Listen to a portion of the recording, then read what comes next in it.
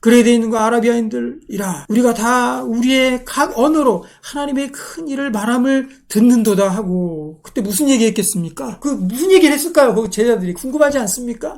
좀 굉장히 궁금한데 요즘도 막 방언은 못 알아듣잖아요. 근데 여기는 분명히 알아들었다고 되어 있습니다. 그럼 제자들이 그 오순절 다락방에서 방언이 터지면서 각 외국어로 얘기하면서 뭐라고 얘기했겠냐는 거죠. 여기 보면 그게 나오죠. 11절에 하나님의 큰일, 하나님의 큰일, 무엇인지는 구체적으로 모르지만 하나님의 큰일, 복음이 증거될 것이다, 세계 각국에 복음이 퍼질 것이다, 아니 우리에게 큰 역사가 일어날 것이다, 우리에게 승리를 주실 것이다 하는 그런 방언들이 거기에서 하나님의 일들이 막 쏟아져 나왔을 것이고, 그리고 예수님이 우리의 참 주인 되신다, 구주 되신다, 이런 말들이 막 쏟아져 나왔을 거라고요. 그러니까 우리도 방언 기도들 많이 하시죠. 방언 기도 할 때 우리가 못 알아듣는 언어로 할 때도 굉장히 많이 있습니다. 근데 그 못 알아듣는 언어가 저는 그렇게 생각해요. 이 나라의 전 세계 언어가 뭐 3,000개가 넘는다 하지 않습니까? 그럼 우리가 그냥 외치는 그 방언의 한마디가 저는 갑자기 생각해봤어요. 내가 이렇게 반복해서 하는 그 방언이라는 것들이 있지 않습니까? 그게 어느 이 3,000개 넘는 언어 중에 그 어딘가의 언어에서 예를 들면 승리다. 그럼 내가 계속해서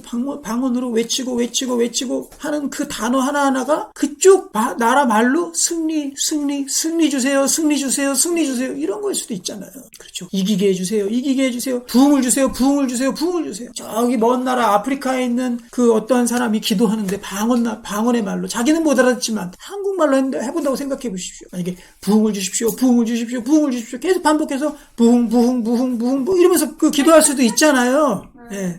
부흥 막 이렇게 할 수 있잖아요. 그러면 옆에 드는 사람이 뭐 자동차 지나가는 소리 같다, 너 방언은 막 이럴 수도 있잖아요. 부흥 이러면은. 그런데 알고 보면 한국어의 부흥이라는 단어였단 말이에요. 그러니까 우리가 이 방언 기도할 때도요, 우리가 그냥 아무 생각 없이 그렇게 그냥 습관적으로 그렇게 하면 안 돼요.